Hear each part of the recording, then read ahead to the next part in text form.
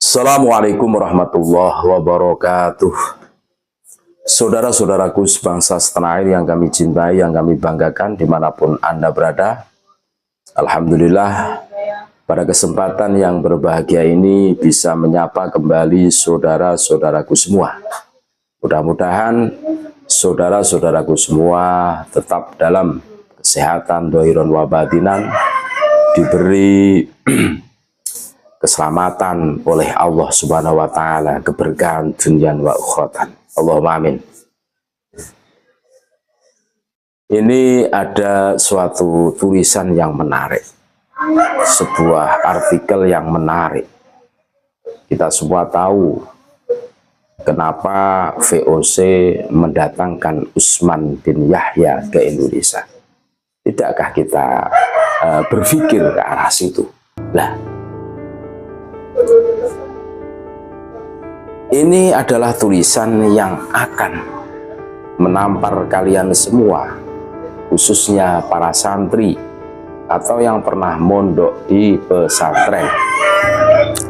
Sebenarnya nalar kami selama ini tidak nyambung ketika para santri dididik untuk menghadapi persoalan masalah umat dengan ilmu secara bahsul masail.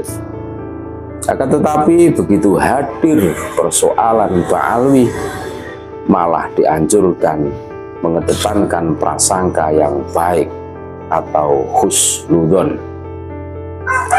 Jadi bertahun-tahun belajar kitab nahwu, shorof, mantek, ma'ani, bayan, balaghah, dan 15 cabang ilmu lainnya seperti dibikin tumpul atau sia-sia.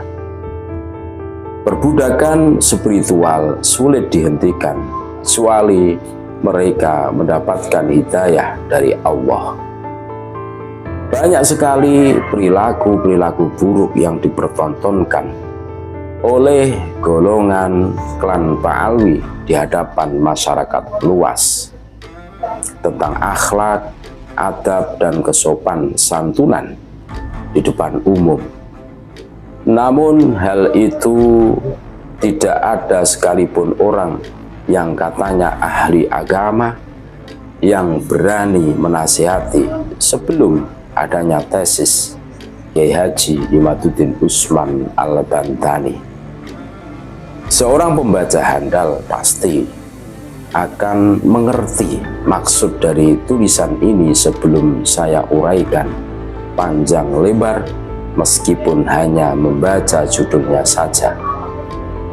Kembali ke topik pembahasan. Siapa Utsman bin Yahya?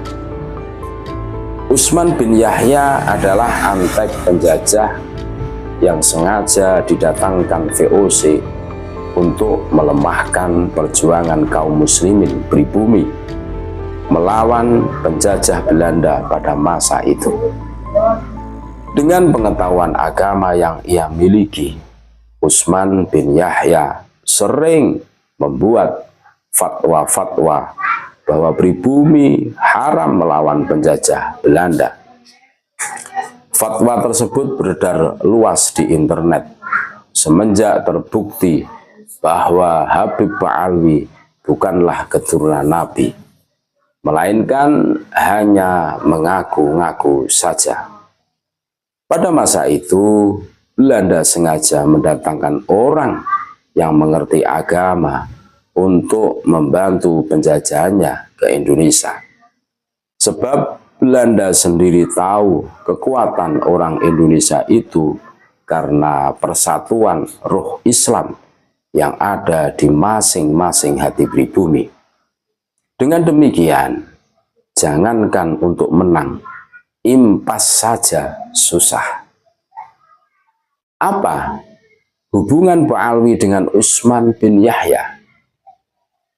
Klan Ba'alwi atau yang dikenal dengan sebutan Habib, Habaib, dan Hubabah jika panggilan untuk wanita. Utsman bin Yahya adalah salah satu nenek moyangnya yang ada di Indonesia. Sebetulnya paling terkenal dan berpengaruh bagi perjuangan Belanda. sebab Utsman bin Yahya sendiri masuk dalam daftar orang yang dijadikan mufti oleh Belanda. Namun belakangan ini diframing sebagai pahlawan ilmu Islam di Indonesia oleh beberapa media online dan disebarkan para pengikutnya. Genap 1 abad, nampaknya cara-cara seperti Utsman bin Yahya ini masih jitu dan sanggup untuk menjadikan orang berilmu jadi tumpul. Ketika dihadapkan dengan persoalan Pak Alwi, hal tersebut bisa dilihat dari seberapa banyak orang yang disebut Gus, Ustadz online, Kiai online yang tunduk dan melupakan nalarnya saat di pondok bahwa para santri diharuskan bahsul masail ketika menghadapi masalah. Para gus-gus online ini bukannya belajar menelaah agar pikirannya semakin luas, malah dengan sengaja menyempitkan keilmuan sendiri dan hanya modal husnudzon. Sebetulnya jika hanya modal husnudzon saja, maka kera pun bisa dihusnudzoni sebagai dzurriyyah Nabi. Namun apa daya, pemikiran orang-orang yang diberi amanah sebagai wakil para ribuan santri yang tidak terkenal untuk agar bisa menyampaikan yang benar ya benar dan yang salah ya salah, malah tidak mengerti apa maksudnya perwakilan santri. Alasan takut kualat dan mencari aman adalah solusi bagi orang yang takut kehilangan martabat sebagai pendakwah. Kenapa banyak gus atau kiai yang tunduk kepada Habib Ba'alwi? Dalam histori sejarah, klan Ba'alwi ini paling handal merubah, memalsu apapun agar bisa terhubung. Bahkan perkara yang mustahil atau hukum agama sekalipun kemudian dihubung-hubungkan dengan klannya agar supaya membawa keberuntungan bagi golongannya meskipun dengan cara-cara yang tidak baik. Sehingga siapapun akan tunduk dan takut kualat, terutama gus, ustadz, maupun kiai online itu. Lihat, rotib Imam Rifai dirubah jadi rotibul haddad dan pemalsuan yang lainnya.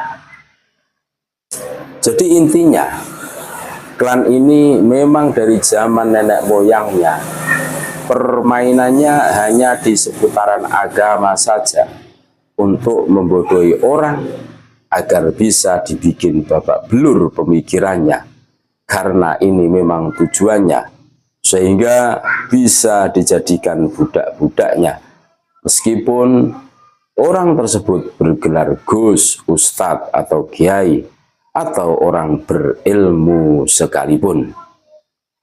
Itulah sedikit ulasan kenapa Utsman bin Yahya didatangkan Belanda untuk serta ikut andil membantu penjajahnya ke Indonesia. Semua bertujuan untuk memenangkan Belanda dan melemahkan serta memperbudak kaum muslimin di Indonesia. Oleh karena itu, sebelum terbukti nasabnya palsu, pasti jualannya nama Nabi. Sering lihat Nabi berpesan untuk Anda semua, jangan sakiti cucu Nabi. Kemudian ingin menyenangkan orang Surabaya, mereka katakan Nabi sering tawaf di Surabaya. Dan pembodohan-pembodohan yang lainnya yang mengatasnamakan nama Nabi dengan cerita yang tak ada habisnya itu. Terakhir, Yahudi ya Yahudi saja. Yahudi mana bisa jadi cucu Nabi. Jadi terima takdir saja sebagai Yahudi tulen. Dan hal ini benar apa yang dikatakan Mbah Mufid, bahwa semua orang yang dibawa Utsman bin Yahya yang ikut Belanda itu adalah Yahudi. Di Yaman sendiri aslinya mereka ini imigran. Dalam ensiklopedia Yahudi yang saya baca, ada yang mengatakan dari bagian Eropa. Lihat sejarah Yahudi Yaman. Terima kasih. Tetap NKRI harga mati, Nusantara milik kita. Assalamualaikum warahmatullahi wabarakatuh.